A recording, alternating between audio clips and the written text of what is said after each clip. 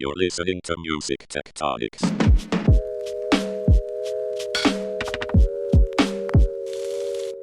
Welcome back to Music Tectonics, where we go beneath the surface of music and tech, where we analyze the surface and surface the analytics, where we gate the followers and follow the gatekeepers, where we try to convince you, our lovely listeners, that there's something more powerful than social media, more powerful than programmatic advertising and retargeting, more powerful than email marketing that uses the original Wi-Fi connection. Your heart-to-heart connection with fans and friends. Aww. But seriously, folks, let's hand it over to the experts. At the first annual Music Tectonics Conference, which we held October 28th and 29th, 2019 in Los Angeles, we recruited smart marketing thinkers from great indie labels, Ninja Tune, New West Records, Concord, and Loma Vista, and a lone head of digital at Friends at Work Management Agency to put on a panel titled, "This is how we do it. Labels and managers share music tech tools for marketing." Okay, stop screwing around. Let's go on to the panel recording and see what you find out. Hello, everybody. Welcome to our panel. We are today discussing tech tools for marketing. My name is Clausen. I'm head of North America for Ninja Tune, and I'm also running a global streaming team that's based here in the US, in the UK, in France, and Germany. And my day-to-day consists on working on big artist campaigns and maximizing streams and engagement for our fans and the audience. And I'm really excited about having a really great lineup of speakers here. So we have a variety of people from management and labels here. And I give the microphone over to Jeremy, who is going to introduce himself. Hi, I'm Jeremy Gruber. I'm representing the management side of the business here on the panel. I have 3 different jobs, though. My main day job is at Friends at Work, where we manage John Legend, Lindsey Sterling, Raphael Sadiq, and a number of developing acts. I'm the head of artist marketing and digital strategy there. I'm also a partner in the marketing tech startup Foundy, and I'm an adjunct professor at USC. Hi, I'm Rian Rochford. I'm the head of e-commerce for Loma Vista. We are a label based in LA. So my day-to-day is really preaching to the converted. So my job is to monetize the direct-to-fan relationship. So I get the most hardcore fans, figure out exactly what they want, make them great products, and don't fuck it up in order to get it to them on time. Which there's a lot of adventure that happens between the ideation and the actual fulfillment of the product. And so my day-to-day is a lot of different things of making sure that that relationship is really well respected. Hi, I'm Josh Berman. I'm the SVP of Streaming and Digital Marketing at Concord, which is a collection of independent labels based mostly in LA, Nashville, New York. My day-to-day is essentially in charge of a team of people who are talking to the DSPs every day looking for streaming, playlisting, marketing opportunities on and off platform. We have an in-house advertising agency within the same department, so driving consumers to the streaming services through paid media, and a digital marketing team of people who are doing everything from content creation to audience insights and artist analytics. I'm Mike Fabio. I am the VP of Digital Strategy at New West Records in Nashville. I oversee all aspects of our digital business, including streaming, social, web, e-commerce, advertising. If it lives on the internet, I probably have something to do with it. Cool. Thank you so much. Jeremy, do you want to quickly share what your day-to-day looks like? Sure. So I'll kind of speak mostly on the management side as the management person on the panel. My role is sitting in between all the partners that our artists work with. So the common thread that connects all kind of, like, you know, if it exists online, it's my job. It's kind of the same idea, because whether it be, you know, someone like John Legend has 10 different revenue streams. He's got a recorded music, live business, brand deals, his own wine label, LVE, which I'll check out. There's all these businesses that happen. At the center of them is his audience, and my job is to make sure that that communication remains consistent. So every day is very, very different. Great, thank you. And what do you find that you're focusing most on every day? Is it streaming, or is it pushing tour dates, or is it pushing singles? For us, it's a matter of managing a schedule over time. So, yesterday we announced John Legend was on the cover of Vanity Fair with his family. That premiered yesterday online, and we also announced a deluxe version of his Christmas album. So that pre-order went up. So last week was setting up that pre-order. My job was like Ryan's job last week. This week we are gearing up for the DSP setup for that. So the next 2 weeks will be more about streaming, and so every day is completely different. Brilliant. I think streaming is now a big aspect on everything that we're doing, and that leads us to the next question, which is streaming analytics. So a lot of it is driving in campaign is getting up your streams, engagement, your shares, your save rate. And I would like to talk to Josh a bit about what tools he finds mostly useful when he is analyzing his streaming activity in campaign and post-album. Sure. So first and foremost, the person that can invent the one-stop shop for all of this information will be certainly a millionaire, hopefully a billionaire, and I hope that it happens soon, because it certainly has not happened soon. So my day is a cacophony of looking at various different platforms to get a read on a record, to see what's happening, what are the next steps, what is the best strategy. So on average, what I'm looking at mostly would be the obvious Spotify for artists, Apple sales and trends, or iTunes Connect for our artist roster. As far as other third-party platforms I use on a daily basis, the big one's probably Chartmetric. I'm a big fan of the platform. We now have pretty much every project manager and digital manager at our labels using it. The reason for that being it's closest to a kind of one-stop shop. It doesn't have the consumption data, but it does have good social tracking metrics, good streaming tracking metrics, what playlists we're on, what playlists we're not on anymore, what positions we're on in those playlists. It seems to be the sort of quickest go-to. It's not as immediate. There's always a lag because they're obviously pulling in from the feed pretty much at the same speed as like a Nielsen would get it.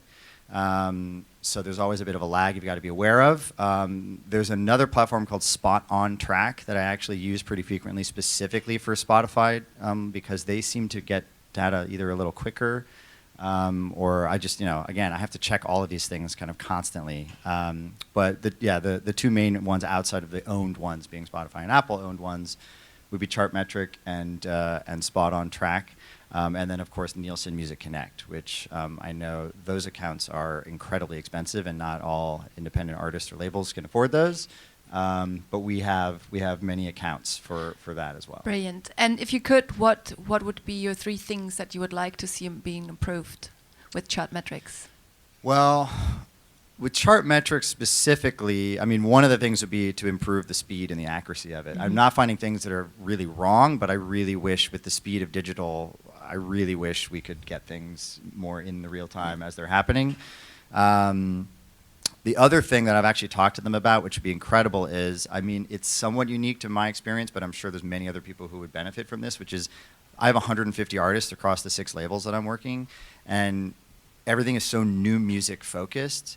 But if there was any alert system or tracker that could let me know something is happening right now, you've got a huge spike in monthly listeners or followers on Spotify, you've got a huge spike in engagement on Instagram, something like that, specifically for an artist campaign that's not current, mm-hmm. right? If there's a sync or a TikTok moment happening that I'm not aware of, or all these other things, mm-hmm. I've got to be constantly searching for 150 artists. I can't do that. I have a whole team of people that we can't do that. So some kind of alert tracking. So you could set a threshold and see, oh, you had a massive spike in whatever threshold you were setting for. That would be incredibly helpful. Yeah. And it's not impossible. They claim it's on the roadmap. Mm-hmm. I think it's just a big dev work for them, but that would be the other one that I'm dying for. One of the things that we've done at Ninja Tune, we've used Spotify's API, and we basically programmed so that if there's a significant increase of streams, let's say 50%, then we get an alert, and that makes us then look into tracking it. Yes. Cool. Have you worked with your API at all? Yeah, so the other platform that I use regularly is one called Entertainment Intelligence that we actually, it's a good group of developers out of the UK, and they actually built a bespoke dashboard for us, which basically it's a dashboard that sits on top of the data lake of our feed of Spotify, Apple Music, and now Google data. And that it's has some similar things to Spotify for artists and and Chartmetric. But what's very interesting to me is what's in the feed from Spotify and Apple, which is going to our distributor, which is Universal Music, but is not showing up in Spotify for Artists or Chartmetric, is skip rates, length of time listened to. So we actually have that now in our EI dashboard. So if we've launched a new single and I'm trying to get a read and I'm using social listening tools and all these other things, I can actually see, oh, this is actually getting skipped quite frequently before 60 seconds or something like that. So the EI is another one that's using the API, and it's quite a powerful tool. Yeah. Sounds good. Mike, do you have anything to add to this topic? No, I think those are spot on. I think one of the major points there is like working with catalog is an exceedingly difficult proposition, especially when you're in the millions of tracks worth of catalog. We only have thousands of tracks, but even that is totally unmanageable when you're trying to look at data across all of that at the same time. Yeah. And when we're talking about getting your Artisan playlist, are there any tools that you're using for that, Mike? Well, the obvious one is Spotify for Artists and the label component of that, which is the Spotify Analytics dashboard, which I actually prefer because it gives me more of a general overview of what's coming up, as opposed to having to jump between artist accounts and things like that. That's an invaluable tool, but probably the biggest tool we have is email. Yeah, we'll definitely come to that as well. Yeah, I mean, honestly, like so much of my day is just constantly keeping our label reps at DSPs and all the curators across all of them updated with what's happening in our world, and it's a constant flow of information. Would you mind just explaining to our audience how the Spotify pitch tool is working?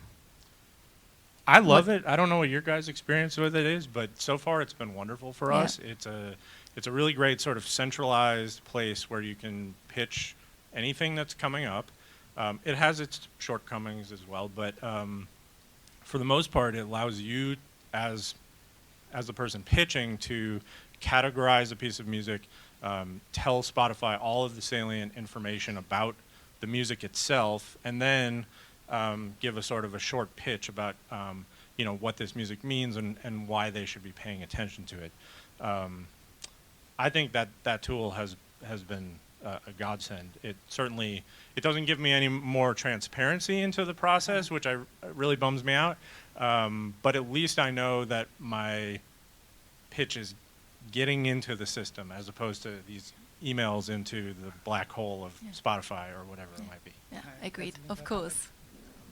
So one other thing to add to that is, I think one thing the pitch tool does is it also adds layers of thought that you have to add to your release schedule and like how you're actually introducing music into the world. And I think that's especially true of developing artists or mid-tier artists that have a bit of an audience but aren't, mainstream, like you release it and it gets streams no matter what. Because of things like the fact that on Spotify, and Spotify kind of, as the ones with this pitch tool, are defining that.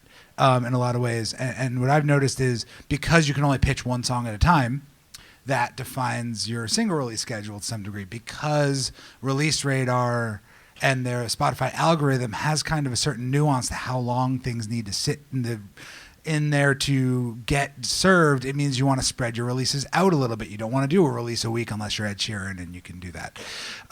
So like there's a little things that you kind of have to think about. And that's one of the things we're approaching with our developing acts, where we also do the distribution, is understanding the nuances of that, because we're starting to see algorithms matter more than programmers on a pretty consistent basis. Totally, and these pitch tools feed the data that those algorithms are using, which is invaluable.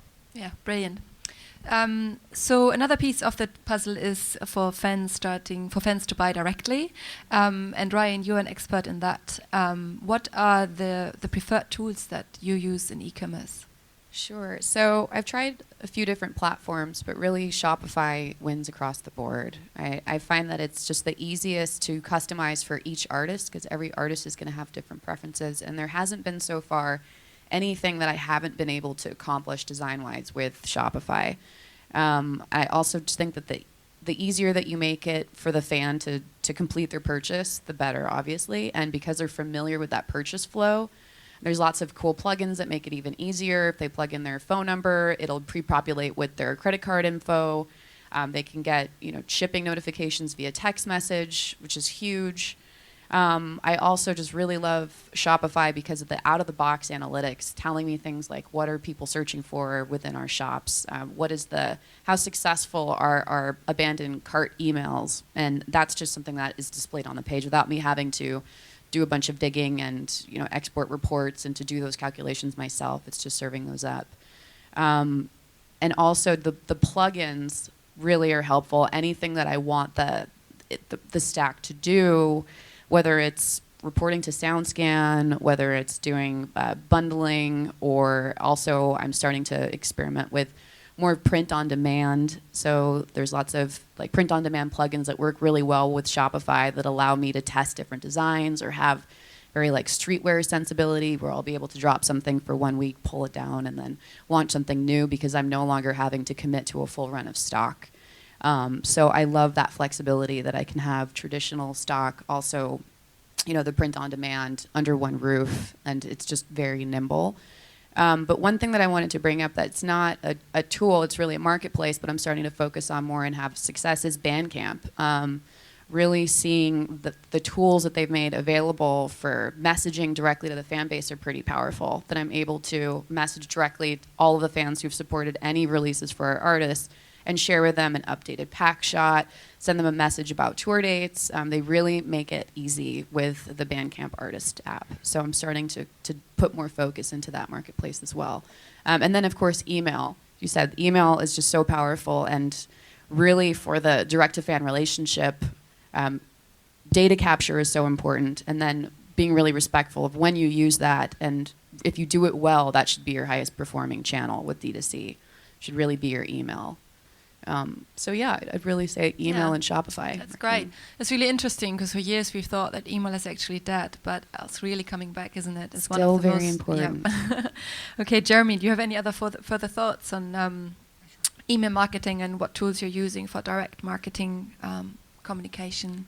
Yeah, I mean, being able to, as Ryan was saying, being able to directly communicate to an audience is the single most valuable thing that you have, and it's the hardest thing to control, and it's the first thing that anybody takes away as a system scales. I mean, we manage Lindsay Sterling, who's a huge YouTube artist and has over 12 million subscribers, and YouTube provides us with absolutely no way to reach those 12 million people, because if they did, it would be a customer service nightmare, right? If we could just do a push notification to 12 million people like that, and PewDiePie could also with 100 million people, that would also be an issue.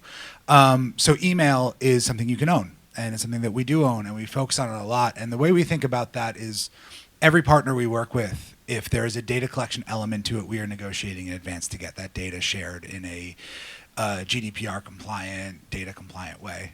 So the quickest example is when we do tour pre-sales. That's the number one way we collect data as management. We work with a company called Seated. It's a great tool, a great startup that does, they set up tour pre-sales, very similar if you're familiar with the way Songkick and CrowdSurge were working, it's very similar. People sign up for the pre-sale, they give their email address, they give their phone number, they get text notifications, email notifications day of the show. I don't have to wake up in the morning and for 7 a.m. for the East Coast pre-sale, and all of a sudden we've sold a quarter of the tour, and I just got 20,000 email addresses. Brilliant. And how do you store that data?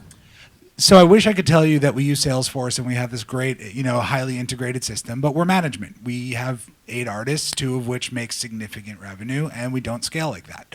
So we don't have a giant system. We use FanBridge for Lindsay Sterling. It's an easy system.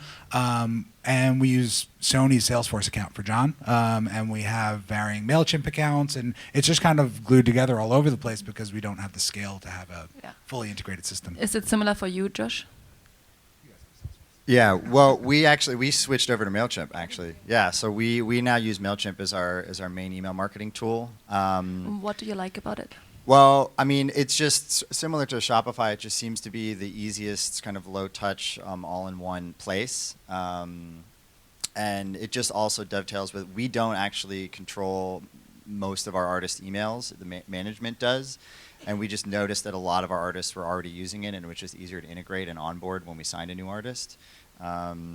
And because there's so many people that do touch our artist emails, from my team to management to, people like certainly some of these bigger management companies will have like a touring person, a digital person. So it just seemed easier to have something that everyone could use, sort of ease of use. Brilliant. Great. Okay. So beside email marketing, social media is another beast, and it has many different channels that are difficult and challenging to manage. Mike, I would like to talk to you a little bit on how you are finding that you're managing the social media accounts across your artist. In general, we don't manage artist accounts, and that is a logistical decision. But it's also just because managing that many artist accounts would basically be impossible. But it also is because no matter what I could possibly do from the label side, I will never have the connection with the fan that the artist has on their own. And even an artist management company, I think, has a better kind of grasp of how to manage that from the artist perspective. And when you go to your own labels accounts, you probably manage those, correct? Someone else on my team does, but yeah. So, and we do all of that very manually. We use a couple of tools, so Buffer has been invaluable to us. It's just a great way to schedule posts, to do some sort of analytics on the other side to see what's performing well. It's also just a great way to keep certain platforms just constantly populated with content, especially Twitter.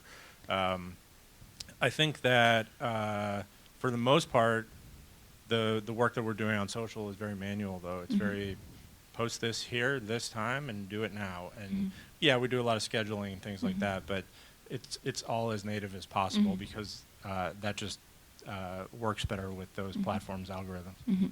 So for us, Instagram is driving some of the best engagement rates, actually. Is that the same for you, Ryan? A lot of our artists that have younger fan bases, really, they're only on Instagram. So many of them don't have any Facebook accounts. But I am finding that Facebook can still move the needle in terms of sales for the very established artists that have those massive followings.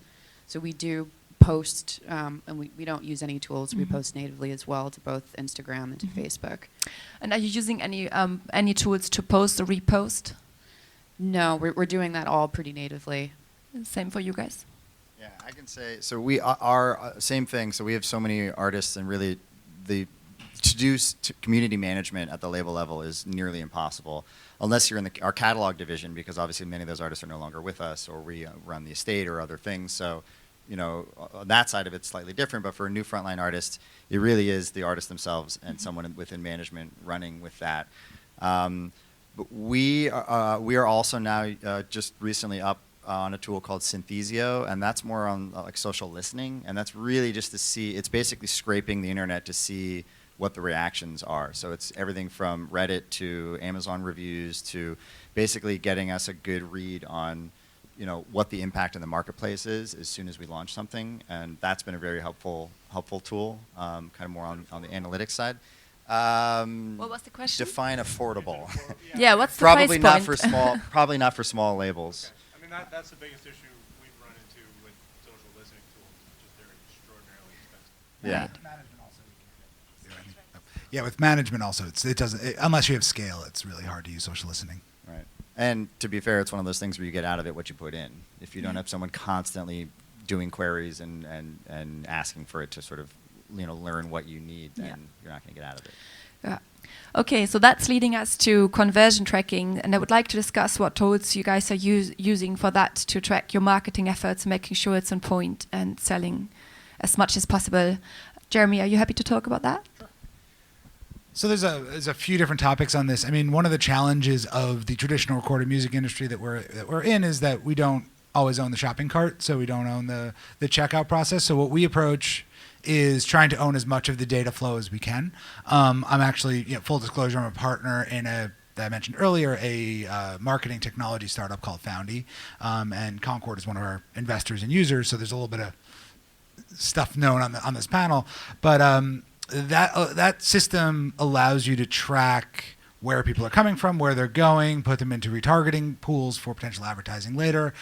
When you're running your advertising campaign, there can be conversion pixels put on any shopping cart you do own, so you can track basically the flow of data as far as you can through the system. Obviously, when someone gets to Spotify, we know they got to Spotify. We don't know what they listened to. But when you can send them to your D2C store or to some shopping cart you do own, then you can get some more data out of that. And we do as much as you can in this industry.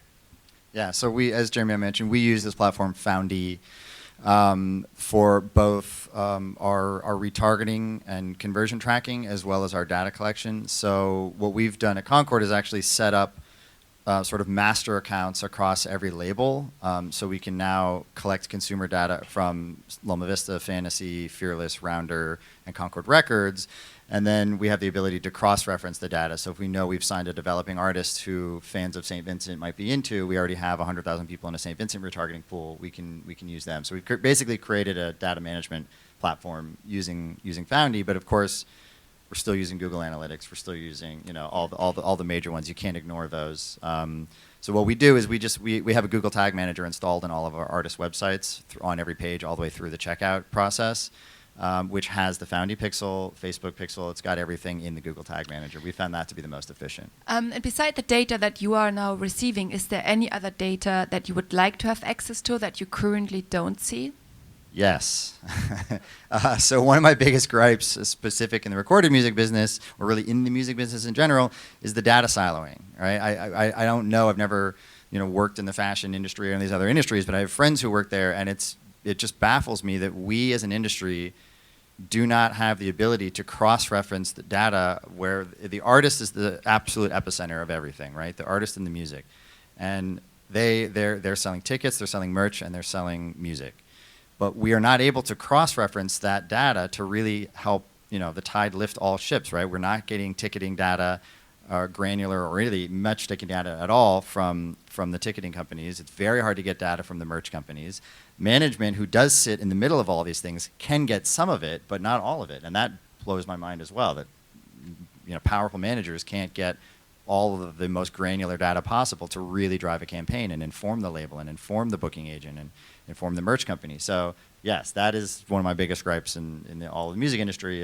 And if that were to change, if you were to knock down those silos, way more money would flow in for the artist. Yeah, that's really interesting. Good point. Thank you. Mike, I'd like to talk with you a bit about advertising. And are there any advertising platforms that you're using for retargeting right now?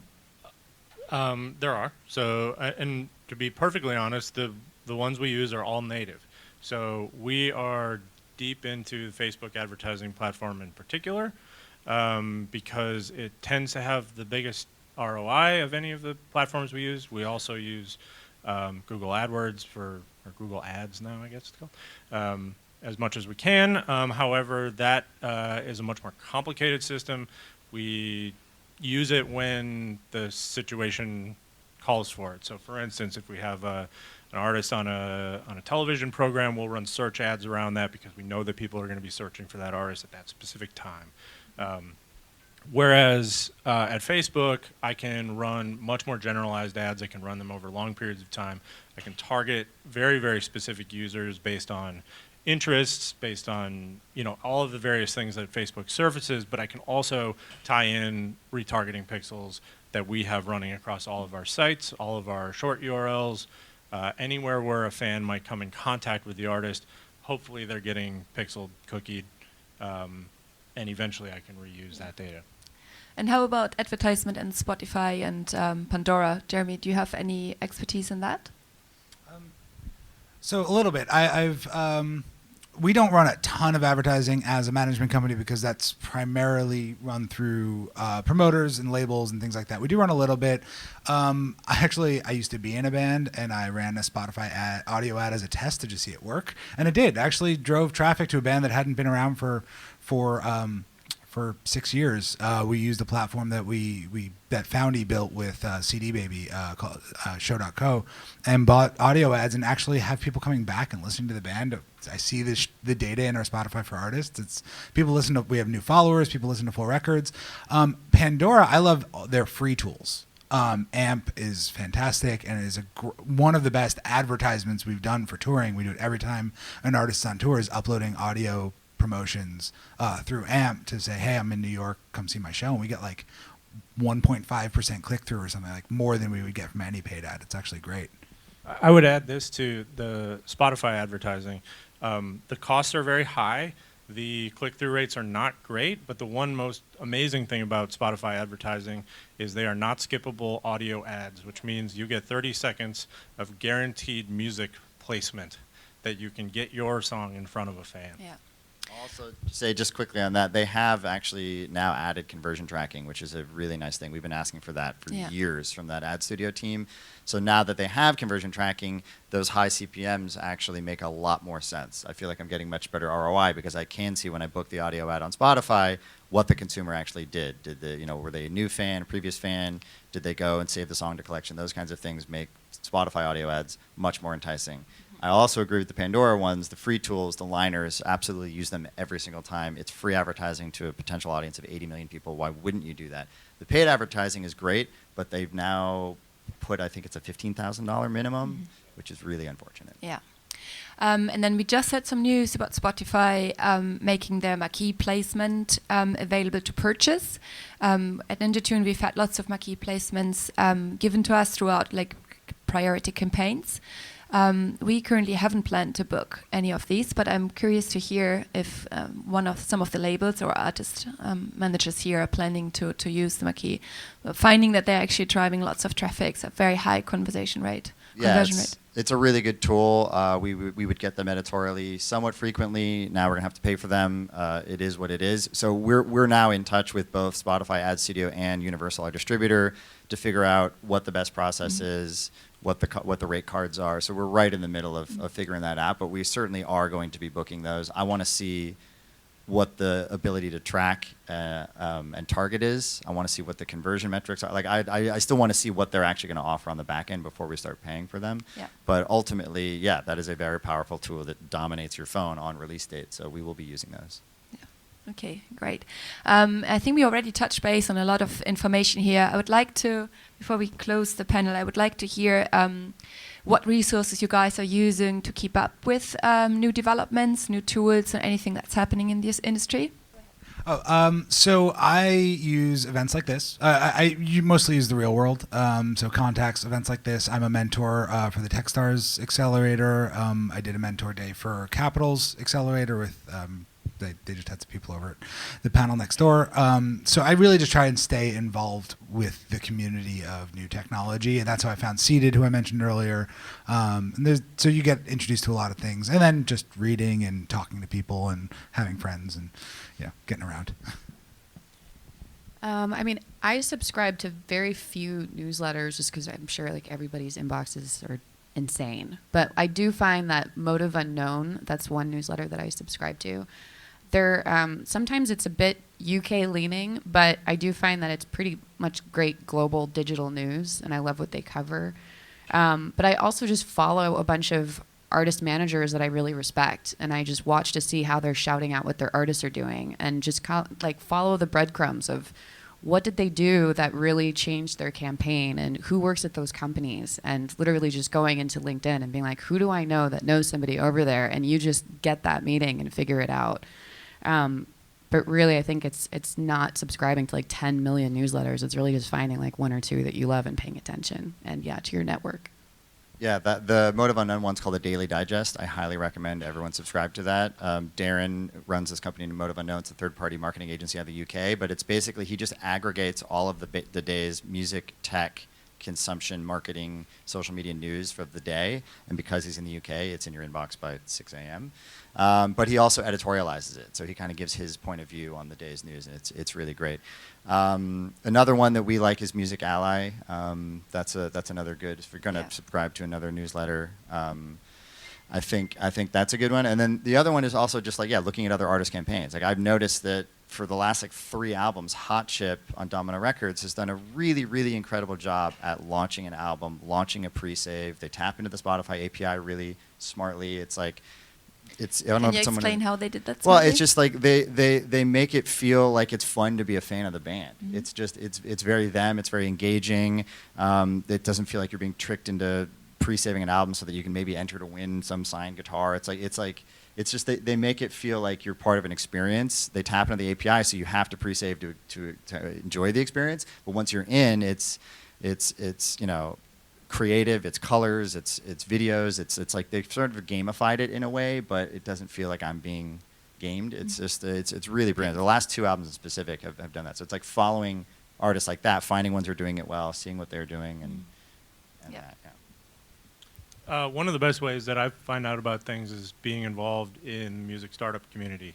So it's like I've been a mentor for a number of music tech accelerator programs and things like that, which means that I'm constantly interacting with brand new startups who are making new tools, that many of them which serve me, which is great. But that has been just awesome way to get to stay as up to date as possible on like brand new tools. The flip side of that is often these tools aren't ready for prime time, but most of these are built on other technologies, and you can kind of follow the breadcrumb trail again to sort of like figure out other tools we should be using. Yeah, sounds really good. Are there any other tips that you would like to share, like best practice that you think are maybe helpful for our audience? So for what I do, since I'm marketing to, I call them the 1%ers, the most hardcore of the hardcore, they like to form communities and talk about everything together. So I would say just to be where your fans are and listen to what they're saying. So I hang out in Reddit. I read all the comments on Facebook. I read all the comments on Instagram. I see what people think about the t-shirt blank, how the poster was shipped, everything. So I would just say to listen as much as possible. Instead of trying to get people to go to a destination, just go to where they are, just figuring out like in your Google alerts where people are talking about your artist. And just having that organic relationship and responding. So like I started a Reddit account to actually respond to what fans were saying about our artists. Yeah, Brian. One more thing, as people's inboxes are insanely flooded with emails, as people are flooded with ads and social media and everything, I'm now a big fan of SMS campaigns. So there's a product called Community that was originally called Digits. It was part of the Techstars class of 2018. So I'm a really big fan of that. Actually, Tony Hawk just went on, and it was trending on Twitter last weekend. So basically, it's you post a phone number on social media saying, "Hey, call me," or text me, and that is it's a unique phone number for the artist, and the dashboard is really clean, and you can basically communicate directly to your fans through text. So when was the last time you got a text and you didn't look at it, right? So the open rates are like 95+%. So it's a really, really powerful tool. And it's not expensive, and it's I think it's not going to replace email, but I really like it as a companion or as a companion. How do you set those up? So you basically get in touch with community. If anyone's interested, I can put you in touch. Or I can get you the email address or the website. But basically, you say, okay, I have an artist from the San Fernando Valley, so I want them to have an 818 area code phone number because that's them, that represents them. So you set up the number, they whitelist it. It takes like a week to do it, and then once they have the number, you're set up with the dashboard on the back end, and on the front end, the artist just posts on socials the number. Or we've had artists do it where like literally they're playing on a big stage and they've got the screens where they're showing the lights in the stage production, and they post the number there, say, hey, text me after the show. And then every message is just saved into this dashboard, and you can filter it. So when the fan gets onboarded, they're asked some questions which are not mandatory, but things like, what's your birthday? What's your zip code? So if they give you that information, you can then create thresholds, so you can wish your fans a happy birthday on their birthday, or you can geo-target. So like, hey, let's say you're playing a show in LA and you have 20 extra tickets. You can say, hey, first 20 people to respond, I'm giving away tickets to my show at the Echo tonight, and things like that. So it's a really good tool. Yeah, brilliant. That's really interesting. This is a very different topic, but the one tool that I use every single day more than anything else in the entire world is Photoshop. And I believe that if there was a copy of Photoshop on every computer in the music industry, it would transform the industry. It's $10 a month. You should pay for it. It ties into every single other thing we've talked about here, whether that's SMS or it's email or it's e-commerce or it's social or it's advertising. At some point, you're going to need an image, and Photoshop is My one addition, with the exception of the Photoshop thing, which I think I have it on my computer. I think everyone needs it. Is I second the community point and the SMS point. We have an artist that's a developing artist that's using it and kind of growing their base on there. I guess my comment is that nothing is a magic bullet and every artist is different. Like, I definitely do what Rian does. Also, I'm a member of the Lindsey Sterling fan community on Facebook, which is 16,000 people, and you see stuff from like the weirdest things you've ever wanted to know about Lindsey to like customer service complaints that we actually like forward to the right people and respond to and get them taken care of. So you do learn things by paying attention. That wouldn't work for John Legend. He's got twice the audience on Facebook, 10 times the audience on Instagram, but there's just not a community around him as much because that's just not the type of audience he has. 70% of his music listening on YouTube is people watching lyric videos of one song. So it's like he just doesn't have the same community there. So marketing to his audience is very different. And so to expect any magic bullet, any one thing, like if I was running a brand, like apparently community went in, I pitched a friend at Disney.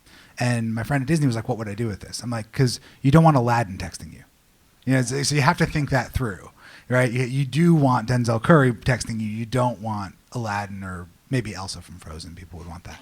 So that's just one point to like really think things through, is like, there's no magic bullet. Okay, great. I think that brings us to the end of the panel. Thank you for listening to this special episode of the Music Tectonics podcast with a recording from the Music Tectonics Conference, which took place October 2019 in Los Angeles. To keep apprised of other recordings from the conference and our upcoming 2020 dates for the conference, please hit subscribe to your favorite podcast app. I'd like to send a special thank you to our Supernova sponsors of the Music Tectonics Conference, AdRev, CD Baby, and Hydric, and to our star sponsors, Lyric Find and Hyperwallet. And to everybody who came out and made the first conference a great success, check out the Seismic Shift trading cards on our website. And if you go to musictectonics.com, sign up for our newsletter where you can keep apprised of upcoming podcast episodes, blog posts, and other events we're doing. Thanks for listening.